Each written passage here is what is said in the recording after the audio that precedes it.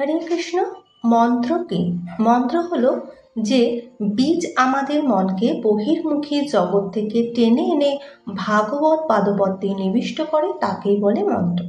আর বীজ মন্ত্র বলতে বুঝি যে মন্ত্র জপের মাধ্যমে সাধকের আধ্যাত্মিক শক্তির স্ফুরণ ঘটে এবং সেই শক্তি বলে সাধক ধীরে ধীরে ভাগবত দর্শনের দিকে এগিয়ে যায়। সেই মন্ত্রকেই বলে বীজ মন্ত্র।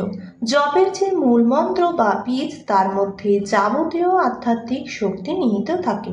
নিয়মিত নিষ্ঠা ভরে একাগ্রচিত্তে জপ না করলে সেই শক্তির স্ফুরণ ঘটে না। এই জন্য প্রকৃত সাধকের কেবলমাত্র 108 বার জপ করলেই বেশি দূর কিন্তু এগোনো সম্ভব নয়। আবার দীক্ষা গ্রহণের পর দিনে মাত্র ত্রিসন্ধ্যায় 108 বার জপ করলেও খুব বেশি কাজ হয় না।